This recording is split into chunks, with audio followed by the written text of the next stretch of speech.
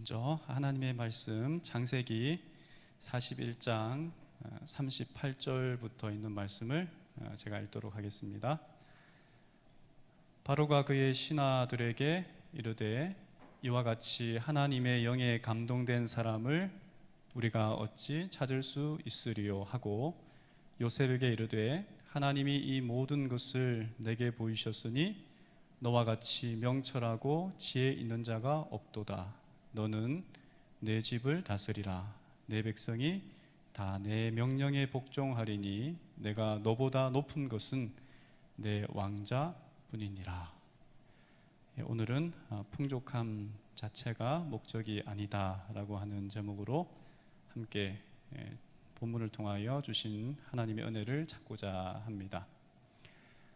흔히 우리는 인생의 고난을 비유할 때에 그것이 꽉 막힌 동굴이라기보다는 언젠가는 뚫리게 되는 터널이라고 이야기하기도 합니다. 우리가 잘 아는 이지선 씨를 통하여 이런저런 이야기를 많이 들었을 텐데요. 2000년 대학교 4학년일 때 그가 화상으로 거의 죽을 뻔했음에도 불구하고 그분이 언젠가 한번 서울대 어린이병원에서 암으로 혹은 중병으로 고통당하는 어린이들에게 강의하면서 고난은 동굴이라기보다는 터널이다. 언젠가는 이 어려운 처지를 우리가 벗어날 수 있을 것이다 라고 했던 것을 들으면서 또 저도 용기를 얻었던 기억이 있습니다. 그럼에도 불구하고 우리에게 있는 어려움과 고난이 때때로는 터널일 것이라고 생각이 되어지지만 그것이 끝이 없어 보이고 깜깜할 때가 있습니다. 도무지 출구가 어디인가라는 생각을 할 때가 있는 것입니다. 요셉은 17살에 형들에게 배신을 당했습니다. 형들에게 죽임을 당할 뻔했습니다. 그리고 노예로 팔려갔습니다. 충실하게 살았는데 충실하게 산 대가는, 그리고 주인을 위하여 성실하게 산 대가는 누명을 쓰고 감옥에 갇힌 것이었습니다. 감옥에서도 열심히 살았습니다. 최선을 다해서 살았습니다.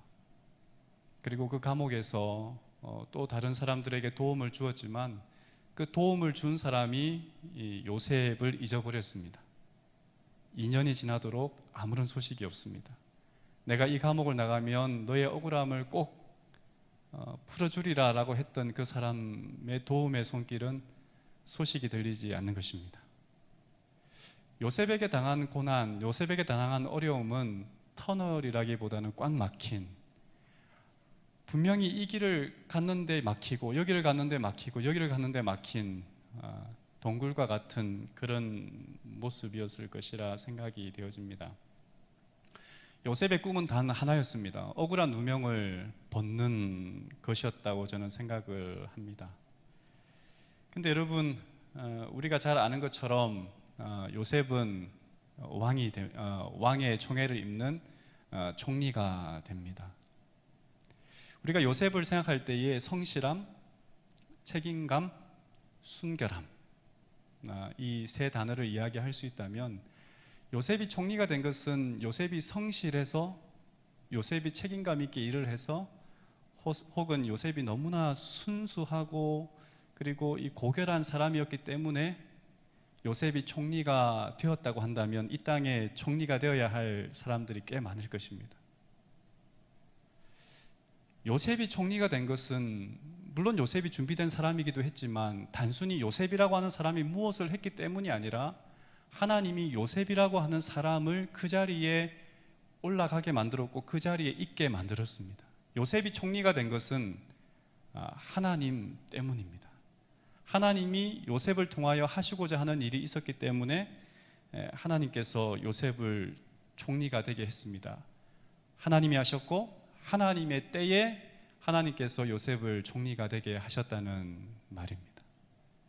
그래서 여러분, 우리가 요셉을 생각할 때에 그가 그처럼 한다면 우리도 뭔가 성공할 수 있지 않을까라고 생각한다면 물론 그럴 수도 있지만, 그러나 요셉의 한 일을 우리가 생각할 때에 하나님이 하셨다라는 말로 정의할 수 있지 않을까 저는 감히 이야기해 봅니다. 여러분, 언제 기도를 더 하게 되던가요? 어려울 때 기도를 더 하게 되던가요? 아니면 아무런 문제가 없고 내 삶에 뭔가 이렇게 만족감과 행복감이 있을 때 기도를 더 많이 하게 되던가요? 우리가 언제 유혹을 더 받을까요? 언제 더 시험을 받을까요? 우리가 어려울 때 시험을 더 받을까요? 아니면 우리가 아무것도 부족함이 없이 풍족함이 있을 때 시험을 받을까요? 사실 요셉에게 가장 큰 시험과 요셉에게 가장 큰 유혹의 길은 노예의 삶 그것도 아니었고, 그리고 주인의 아내에게 받은 그 유혹도 아니었고, 그리고 감옥에서의 유혹도 아니었을 것 같아요. 요셉에게 있어서 가장 큰 유혹이 있었다면 그것은 총리가 되고 난 이후부터지 않을까 하는 생각을 해봅니다. 흔히 이런 말을 하죠. 가득 찬 물잔은 가지고 다닐 수 없다고요. 차지 않았다면 가지고 다녀도 뭐 흘릴 물도 없습니다. 근데 너무나 많은 것을, 너무나 큰 것을 가진 사람이기 때문에 그의 일거수일투족이 다 이렇게 어려움을 줄 수 있는 시험거리가 됩니다. 그래서 부조와 선지자에 보면 가장 약해지는 순간은 해결할 문제가 가장 적어지는 순간이다. 이때 영적, 도덕적 집중력을 잃는다. 위험을 무릅쓰지 않고 높은 지위에서 견뎌낼 수 있는 사람은 아무도 없다. 폭풍이 골짜기에 피어있는 나직한 꽃은 해치지 않으나 산 꼭대기에 있는 높직한 나무를 뿌리채 뽑는 것처럼 비천한 생활 중에서는 성실을 유지하던 자들이 이 세상의 성공과 명예가 동반되는 유혹을 받고는 질질 끌려 내려가다 구덩이에 빠질 수 있다. 그러나 요셉의 성품은 역경에서나 순경에서나 한결같이 시험을 견뎌내었다. 이렇게 부조와 선지자 222쪽에 이야기를 하고 있습니다. 가만히 생각해 보면 요셉이 가장 큰 유혹을 받았을 때는 이때가 아닐까. 이제는 힘도 가졌고, 그리고 누구도 자기에게 대들 수 있는 사람도 없고, 그리고 하나님을 믿지 않는다고, 그리고 그렇게 행동한다고 누구도 자기에게 왜 그렇게 사냐고 이야기할 수 없을 때, 모든 것을 가졌을 때 요셉이 가장 어려움을 당했을 것으로 생각을 합니다. 가만히 생각해 보면 하루아침에 총리의 삶을 살게 된 요셉에게 주어진 것들은 이런 것들입니다. 최고의 권력이죠. 왕이 모든 것을 주지 않았습니까? 그리고 요셉에게 왕이 값비싼 옷과 병거를 줬습니다. 그러면 오늘날 말하면 최고의 방탄 자동차를 준 거죠. 그리고 요셉을 향하여 환호하고, 그리고 하루아침에 이 왕의 총애를 입은 이 요셉은 애굽에서 가장 인기 있는, 그리고 뉴스거리 중에 한 사람이 되었습니다. 경호원들과 그리고 똑똑한 참모진들, 최고의 참모진들, 그리고 이집트의 왕비를 배출하는 이 제사장, 그 최고 가문의 여식을 아내로 맞이하는 그런 일들을 요셉에게 주어졌습니다. 흔히 말하는 특권과 특전, 성공이라는 말이 요셉에게 하루아침에 얹혀진 것입니다. 여러분, 이런 생각을 해보시죠. 저는 딱 여기에 제사장의 딸을 아내로 맞았다. 이것이 첫 번째 요셉에게 있어서, 글쎄요, 저의 입장에서 생각할 때 첫 번째 시험거리는 하나님을 믿는, 하나님을 위하여 평생을 이제 목숨 바쳐 살겠다고 결심한 요셉에게 하나님을 믿지 않는 이방신을 섬기는 제사장의 딸, 그 딸을 아내로 주었다. 시작부터 사실은 그에게 많은 명예와 성공이라고 하는 것이 얹혀졌지만 그의 삶의 시작점부터, 이 성공의 시작점부터 유혹과 그리고 시험거리가 그에게 다가왔다라고 생각을 합니다. 여러분, 근데 요셉은 영적 도덕적인 휴가를 보내지 않은 건 분명한 것 같아요. 주님은 나의 최고봉이라는 책이 있습니다. 오스왈드 챔버스가 쓴 책인데요, 그 책에서 보면 이렇게 말합니다. 심장의 휴가가 있어서는 안 되는 것처럼 영적 집중력에도 휴가가 있어서는 안 된다. 하나님께서는 당신이 전적으로 그분의 소유가 되기를 바라신다. 그것은 자신의 상태가 온전한지를 살펴보아야 함을 뜻한다. 그랬습니다. 요셉이 어떻게 이 문제를 해결했을까? 어떻게 그때 요셉이 어떤 생각을 가졌을까 하는 부분에 대해서는 사실 성경도 그리고 선지자를 통하여 준 증언의 말씀에도 자세히 기록되어 있지는 않고 짐작만 해볼 수 있을 뿐입니다. 근데 요셉의 삶에 있어서 그가 자유의 몸이 되고 그가 모든 사람들에게 한 인기를 얻고 권력을 얻었다고 해서 그가 하나님을 믿는 예전의 그 삶의 자리에서 벗어나는 삶을 살았을까라고 할 때에 요셉은 절대로 영적인 도덕적인 휴가를 얻어서 자기가 원하는 대로 살지 않았을 거라는 생각은 우리가 짐작할 수가 있습니다. 가만히 생각해 보면 우리가 성공이라는 말을 하게 될 때에 연달아 생각할 수 있는 이야기들은 휴일 정신, 이제 이만하면 됐다. 성공이라는 것이 어떤 사람에게는 거창할 수도 있지만 우리가 어떤 어려움을 당하고 있는 문제가 해결되었을 때 이만하면 됐다. 그러면 휴일 정신이 깃들고 그러면 교만해지고 그리고 낭비해지는 중국의 옛 이야기 상나라라고 이렇게 알고 있는데 어느 왕이 이 신하들에게 이제 이 왕궁의 모든 젓가락을 그 코끼리 뿔 상아로 된 젓가락으로 바꾸겠다라고 이렇게 이야기를 했어요. 그랬더니 어느 한 신하가 강력하게 반대를 하는 것입니다. 왕이시여 절대로 그러시면 안 됩니다. 그랬어요. 왜 그러냐 그랬더니 모든 왕궁의 젓가락을 상아 젓가락으로 만들면 지금 우리가 쓰고 있는 것이 나무 그릇, 질그릇인데 이 질그릇에 상아 젓가락이 맞겠습니까? 그러면 그릇도 옥으로 바꿔야 하고 옥으로 그릇을 만들면 그냥 이게 허름한 식탁이 어울리겠습니까? 그럼 식탁도 바꿔야 하고 그러면 상아 젓가락에 옥그릇에 그리고 화려한 술을 놓은 비단 이 식탁 위에 포장되어진 위에 우리가 음식을 먹을 때에 옷을 아무렇게나 입을 수 있겠습니까? 아무런 음식이나 놓을 수 있겠습니까? 왕이시여 절대 젓가락을 바꾸시면 안 됩니다. 사실 어떤 사람에게는 가능하겠지만 일반적으로는 우리가 성공하게 되면 더 좋은 것을 그리고 더 높은 곳을 가지고 싶고 누리고 싶은 것은 당연한 것입니다. 근데 요셉은 제가 생각할 때 요셉은 그럼에도 불구하고 그의 처음 정신 하나님을 향하여 헌신하겠다 하나님을 위해 살겠다 하는 그 정신 영적 휴가를 내지 않고 최선을 다해서 살았을 것이라는 것을 짐작해 볼 수 있는 것입니다. 왜 그랬을까? 요셉은 항상 하나님을 위하여 그리고 자기가 있는 곳에 하나님 앞에 자기가 살고 있다고 생각했기 때문에 늘 하나님을 위하여 최선을 다하는 삶을 살았습니다. 미국 흑인 인권 운동가이기도 했던 마틴 루터킹 목사가 이런 말을 했습니다. 그것이 무엇이든 우리는 자신이 평생을 바쳐 오늘 일을 멋지게 해야 한다. 모두에게 특별하고 전문적인 일이 요구되는 건 아니다. 극소수의 사람들만이 과학과 예술의 천재라는 정상에 오른다. 다른 많은 사람들은 공장과 밭, 거리에서 노동해야 한다.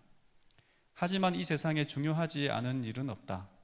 인류에게 보탬이 되는 모든 노동은 존엄하고 중요한 것이다. 누군가에게 거리를 청소하는 일이 맡겨진다면 그는 미켈란젤로가 그림을 그리고 베토벤이 교향곡을 작곡하고 셰익스피어가 시를 쓰듯 청소해야 한다. 너무 깨끗이 청소해서 천사들이 걸음을 멈추고 이렇게 말하게 해야 한다. 여기 자기 일을 훌륭히 해낸 위대한 청소부가 살았다고. 아마 요셉은 이렇게 살지 않았을까? 아마 그런 정신으로 요셉은 살았을 것이라는 생각을 해보게 됩니다. 요셉이 총리가 되고 난 다음에 두 번째 문제는 결혼 문제 다음에 두 번째 문제는 그의 이름이 요셉인데 사브넷 바네아라는 이름으로 애굽식 이름으로 바꿉니다. 사브넷 바네아. 여러분 우리 일제시대에 두 가지 문제를 놓고 우리 민족이 투쟁을 했습니다. 창씨개명, 새로운 성씨와 이름을 바꾸는 일에 대하여 우리가 절대 반대하며 그리고 신사 참배하는 문제에 대하여 반대하며, 그리고 교회가 목숨 걸고 그것을 지켜내기 위하여 애를 썼습니다. 두 가지 문제, 창씨개명 문제와 그리고 우상을 섬기는 그 가문과의 결혼을 통하여 또 다른 문화에 접하는 이 어떤 굉장히 큰 시험 속에 요셉은 살았습니다. 정말 궁금합니다. 어떻게 그 어려움을, 그 시험을 이겨냈을까 하는 생각을 해보게 되는 것입니다. 또 하나의 문제는 재림교인들이 참 관심을 가질 만한 한 부분인데, 창세기 41장 42절에 있는 말씀을 보면 자기의 인장 반지를, 바로가 자기의 인장 반지를 빼어 요셉의 손에 끼우고 그에게 세마포 옷을 입히고 금 사슬을 목에 걸고 자기에게는 버금 수레에 그를 태우며 이렇게 이야기를 하거든요. 요셉이 뭘 꼈어요? 반지를 꼈어요. 요셉이 뭘 찼어요? 금목걸이인가요? 예, 금목걸이를 목에 걸었어요. 여러분, 재림교인으로서 제7일 안식일 재림교회가 가지고 있는 기본적인 어떤 그 신앙, 그리고 우리가 복장, 우리가 장신구 부분에 있어서 요셉을 생각할 때 굉장히 큰 어려움을 당했다고 우리가 생각할 수 있지 않을까요? 근데 저는 이런 생각을 해봅니다. 그렇다면 우리가 요셉의 모습을 상상해 볼 수 있습니다. 그 복장, 그리고 이 모든 것들이 히브리인의 모습을 상상할 수 없는 그런 모습입니다. 그러니까 애굽에서 히브리인으로 살아간다는 것이, 혼자, 그것도 최고의 자리에 살아간다는 것은 굉장히 어려운 일입니다. 근데 그가 얼만큼 애굽 사람처럼 살았을까? 그런 질문을 해보게 되는, 얼마큼? 이런 것들이 주어진 환경 속에서 그는 얼마큼 애굽 사람처럼 살았을까? 사실 그 답을 모릅니다. 그런데 그가 어떤 정신으로 살았을지는 부조와 선지자는 이렇게 이야기하고 있습니다. 여기서 그는 특수한 시험을 당하였다. 그는 우상을 숭배하는 환경에 처해 있었다. 거짓신의 숭배는 궁정의 모든 사치에 둘러싸여 그 당시 최고의 문명국의 부와 문화의 지원을 받고 있었다. 그러나 요셉은 그의 단순성과 하나님께 대한 그의 충성심을 지켜나갔다. 그의 주위에는 눈에 보이고 귀에 들리는 숱한 죄악들이 둘러 있었으나 그는 보지도 듣지도 못하는 사람처럼 생애하였다. 그의 생각은 금지된 문제들의 주변에서 머뭇거리지 않았다. 애굽인의 환심을 사려는 욕망으로 자기의 원칙을 감추는 일도 없었다. 만일 그가 그렇게 하였더라면 그는 유혹에 빠졌을 것이다. 그러나 그는 자기의 조상들의 종교를 부끄럽게 여기지도 않았으며 그가 여호와를 경배하는 사람이라는 사실을 숨기려고 애쓰지 않았다. 얼만큼 애굽 사람처럼 살았을까라기보다는 그가 애굽에서 어떠한 사람으로 살았을까라고 할 때에, 그는 자기가 극히 소수자였고 그가 총리였지만 그 외에 누구도 하나님을 믿는 사람들이 없었어요. 오히려 하나님을 믿는다는 것이 마이너스 요인이었습니다. 어쩌면 이 시대에 기독교가 굉장히 어려움에 처해 있고 사람들의 인식 속에서 그렇게 좋지 못한 영향을 받고 있지만, 그렇다고 해서 우리가 하나님을 믿는 사람이라고 하는 것을 숨기고 혹은 다른 일반인처럼 행동하는 것으로 살아가는 것이 아니라, 오히려 요셉은 어떻게 했냐면 소극적인 삶의 자세를 거부하고 적극적으로 오히려 더 당당하게 하나님을 믿는 사람임을 드러내고 하나님을 믿는 사람인 것으로 그 스스로 그를 행보했기 때문에 소극적으로 대처하는 것이 아니라 적극적인 삶의 자세로 그가 그의 삶을, 애굽에서의 삶을 살아내었다. 그래서 부조와 선지자 222쪽에는 요셉을 통하여 애굽의 왕과 고관들이 참 하나님께 관심을 갖게 되었다. 비록 그들은 우상 숭배를 고집하였으나 여호와를 경배하는 사람의 생애와 품성에 나타나는 원칙들을 존중하기를 배웠다. 그랬어요. 오히려 사람들이 요셉이 그렇게 적극적으로 신앙생활하고 삶을 살아감으로 말미암아 오히려 그에게서 감화를, 여러분, 지난주에 제가 형통이라는 말에 대하여 좀 이야기를 했는데, 요셉이 노예의 삶으로 그리고 감옥에 있을 때 창세기 39장에는 하나님이 그와 함께 하셨더라, 형통하게 하셨더라라는 말이 나옵니다. 형통하게 하셨다. 그런데 이 형통하게 하셨다라는 말이 요셉이 총리가 되고 난 다음에는 성경에는 단 한 번도 여호와께서 그와 함께 하심으로 형통하게 되었다는 말이 안 나옵니다.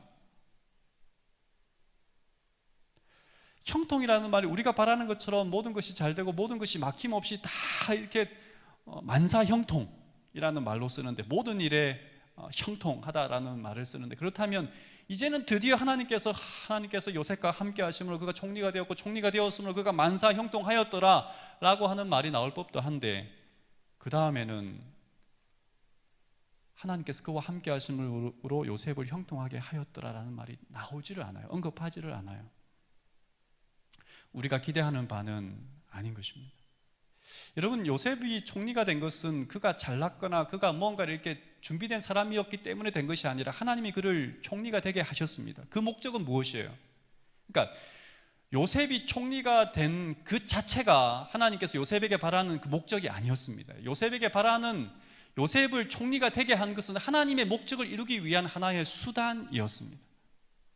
우리는 총리가 목적인 것처럼 보이지만 하나님에게는 총리가 되는 건 하나의 수단이었습니다. 하나님의 백성을 보호하고 하나님의 백성을 통하여 그들이 큰 민족을 이루고, 그를 통하여 예수 그리스도가 태어나는, 유다 지파를 통하여 예수 그리스도가 태어나는 그것을 지켜내기 위하여 요셉이라고 하는 인물을 사용하셨고, 그 인물이 애굽에서 총리가 되는 것을 통하여 하나님의 구원의 섭리에 있어서 하나의 수단, 역할을 감당하는 사람이었다면, 요셉이 총리가 된 것은 그 자체가 목적이 아니라 하나님이 볼 때에는 수단이라고 이야기할 수 있는 것입니다. 요셉이 고생한 결과로 총리를 얻지 않았습니다. 요셉은 하나님의 구원의 계획 속에 하나의 수단으로 사용되어졌습니다.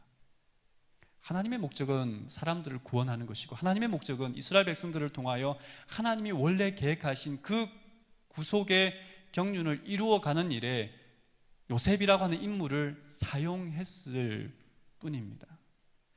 근데 우리는 이 성공이라는 것을 목적으로 삼는다면, 그리고 요셉을 생각할 때에 요셉이 총리가 된 것이 그의 삶의 목적이고 우리의 삶의 목적이라고 생각한다면, 여기에는 우리가 성경을 바라보는 오해가 있지 않나 하는 생각을 해봅니다. 하나님이 우리에게 바라시는 것이 무엇일까? 하나님이 우리에게 원하시는 것이 무엇일까? 이 세상에서 출세하고 이 세상에서 성공하고 이 세상에서 풍족함을 누리는 것이 하나님께서 우리에게 원하는 것일까? 물론 그러실 수도 있습니다. 물론 하나님을 믿는 사람들을 그렇게 축복하시고 그렇게 되기를 원하시지만, 그 자체가 목적이라면, 그러면 이 세상에서 성공하지 못하고 이 세상에 건강하지 못하고 이 세상에 돈이 없는 사람들은, 좀 가난한 사람들은 하나님의 축복을 받지 못한 사람인가라고 하는 부분에 의문이 있을 수 있습니다. 목적과 수단에 대하여 우리가 좀 분명하게 이야기해 볼 필요가 있습니다. 성공 자체가 하나님께서 바라시는 것이냐? 그것이 아니라 성공이 하나의 수단이라면 그것을 우리가 위하여 애를 쓸 필요가 있지만, 그것이 최종 목표라면 또 한번 우리의 생각을 수정해 볼 필요가 있지 않을까 하는 생각을 해봅니다. 만약에 어떤 사람이 출세하거나 사업이 번성해서 남들이 갖지 못한 것을 갖게 된다면, 하나님, 다른 사람들은 그렇게 못했는데 저를 정말 사랑해 주셔서 저를 축복해 주셨군요, 저를 성공하게 해주셨군요, 저를 건강하게 살게 해주셨군요 라고, 하나님 저를 사랑해 주셔서 감사합니다 라고 기도할 것이 아니고, 그렇게 고백할 것이 아니라, 하나님, 다른 사람이 갖지 못한 것을 제가 이렇게 갖게 되었고 다른 사람들이 얻지 못한 축복을 제가 받게 되었다면, 하나님, 그러면 저를 통하여 무엇을 하시려고 저에게 이런 축복을 허락하셨습니까? 하나님, 그러면 저는 어떻게 살아야 합니까? 제가 어떻게 다른 사람을 위하여, 하나님을 위하여 살아야 합니까? 라고 고민해야 하는 것이 그리스도인의 삶의 모습이 아닐까요? 우리의 삶의 목적이 이 땅에 있지 아니하고, 우리의 삶의 성공이 우리의 이 세상에 우리의 그리스도인의 삶의 목적이 아니라고 우리가 생각한다면, 그것이 하나의 하나님 나라를 위하여, 선교를 위하여, 그리고 이웃을 돕기 위한 하나의 수단이라고 생각한다면, 우리가 더 가졌고 더 건강하고 더 출세하고 더 많이 배웠다면 우리는 이런 고민을 해봐야 되는 것이, 하나님, 저는 어떻게 살아야 합니까? 제가 무엇을 해야 합니까? 제가 하나님을 위하여 어떻게 쓰임을 받아야 합니까? 심각하게 우리가 고민해 보아야 한다고 생각합니다.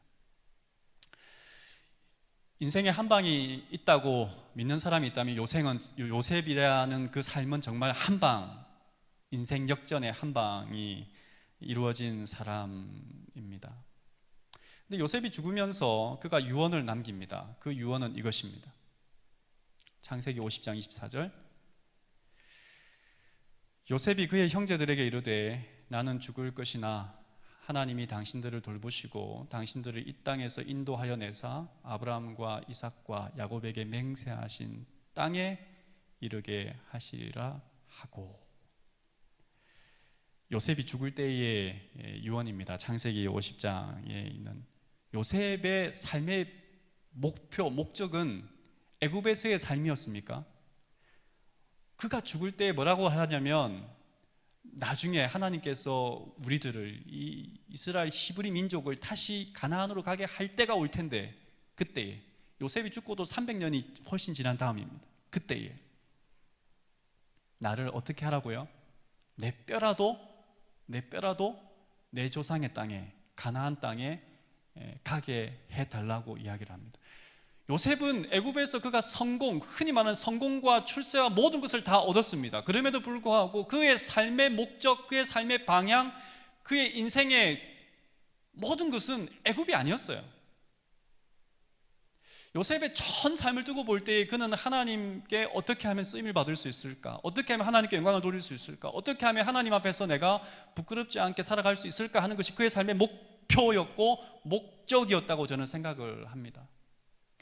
여러분 가만히 생각해 보면 요셉이 애굽에서 누리는 그 부귀와 영화를, 그것이 단 하나의 하나님께서 자기를 사용하기 위한 수단이라고 생각했고 그의 삶에 있어서 분명한 사실은 가나안으로 돌아가는 것이라고 생각했다면, 오늘 이 땅을 살아가는, 하늘 가나안을 향하여 살아간다고 하는 우리들은 어떠한 삶을 살아야 할까? 분명한 길이 보여집니다.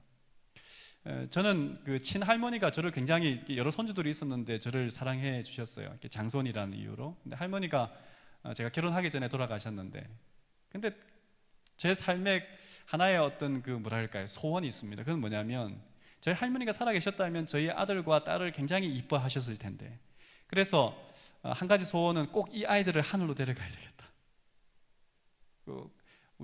저희 할머니가 구원받을 거라는 개인적인 믿음은 저에게 있는데, 근데 그 할머니를 하늘에서 배울 때에 할머니 저희 아들입니다. 할머니 손주입니다. 할머니.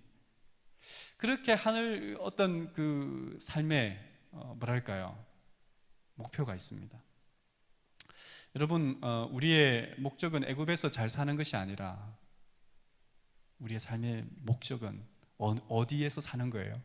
하늘에서 사는 것입니다. 혹 이 땅에서 풍요롭게 하나님께서 많은 복을 주셨다면, 건강의 복을, 그리고 성공의 복을, 혹은 재물의 복을 주셨다면, 여러분 그것을 어떻게 하나님께서 나에게 이런 복을 주셨는데 내가 어떻게 해야 될까? 어떻게 살아야 될까라는 고민을 한번 해주시면 좋겠고, 나에게 좀 부족함을, 나에게 다른 사람이 가지지 못한 것을 나는 얻지 못했다면, 가지고 있는 것을 얻지 못했다면, 그렇다면 이런 사람이라도 하나님께서 분명히 원하시는 것이 있을 텐데, 이런 가운데 하나님이 나를 사랑하실 텐데 나는 어떻게 살아야 할까 고민하면서 나에게 주어진 삶에 대하여 만족하며 자족하며 하나님 앞에 나아가는 그런 삶의 자세가 필요하지 않을까. 요셉은 노예의 삶에서도 총리의 삶에서도 똑같았습니다. 내 모든 삶은 누구를 위한 것이다? 하나님을 위한 것이다. 하나님을 위해 살아갈 때 그때에 내 삶이 가장 행복하다. 그것이 때로는 감옥에, 때로는 어떤 사람들이 나를 큰 어려움에 처해 넣었을 그때라도 요셉은 잃지 않았어요. 하나님을 위해 살겠다. 여러분, 우리가 요셉을 부러워해야 한다면 그가 총리가 되었어가 아니라 끝까지 하나님을 믿는 삶을 살았었기 때문에 우리가 요셉을 부러워해야 합니다. 요셉이 총리가 되었다라고 하는 그 부분 때문에 부러워하시면 안 됩니다. 끝까지 그는 요셉은 하나님을 위하여 자신의 삶을 드렸기 때문에 우리가 요셉을 부러워해야 합니다. 부디 저와 우리 모든 별내 믿음의 식구들의, 성도들의 삶에 있어서 어떤 순간이라도 하나님을 위하여 사용되어지고 하나님을 위하여 어떠한 삶을 살아야 할지 고민하는 우리 믿음의 식구들의 가정에 하나님께서 오늘도 믿음으로 이끌어 주시고 요셉을 끝까지 지켜주시고 인도하셨던 그 하나님께서 우리의 삶도 지켜주시고 인도하여 주시기를 간절히 바랍니다.